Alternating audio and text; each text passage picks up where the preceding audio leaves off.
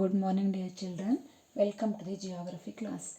In the previous class, we learned what is resources, its usability and its value, and also learned different types of natural resources.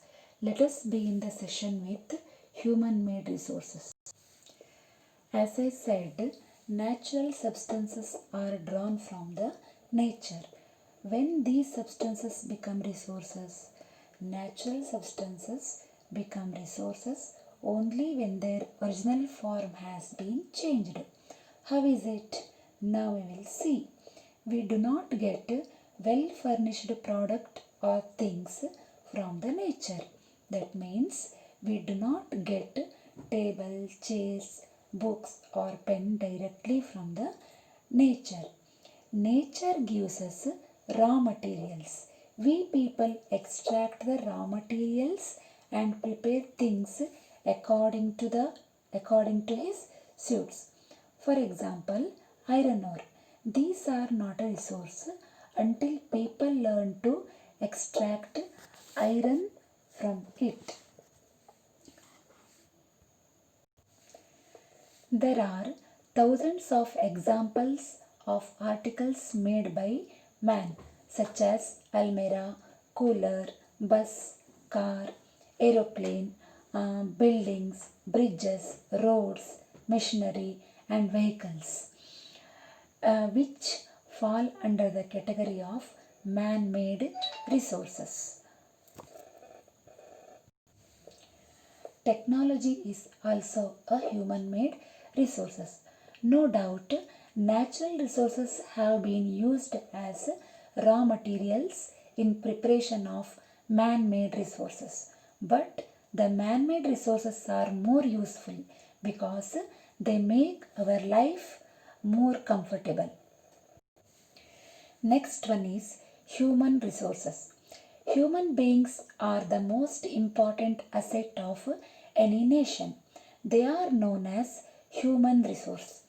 People can make the best use of nature to create more resources. Human resources is evaluated on the basis of physical and mental health, education, technical development, and prominence of human qualities, the knowledge, skill, and the technology. That is why human beings are a special resource. Education and health help in making people a valuable resource, improving the quality of people's skill so that they are able to create more resources is known as human resource development. If we have better health, we can do any type of work. Similarly, if we have better education, we are getting the knowledge in different fields. From the education, people get different skills so that they are able to create more resources. This is known as human resource development. Now, last concept of this chapter is conservation of resources. We have been gifted with large quantities of natural resources on the earth. We must consume them judiciously, save them from wastage, and protect them for future generation. This policy is important for all sorts of resources, but more so in the context of non-renewable resources. Man has been able to make so much progress only on the basis of ample development and consumption of these resources. To sustain the rate of development and keep the future bright, it is our prime duty to conserve the resources.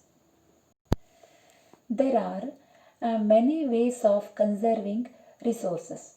Each person can contribute by reducing consumption, recycling, and reusing things. Ultimately, it makes a difference because all our lives are linked. Using resources carefully and giving them time to get renewed is called resource conservation.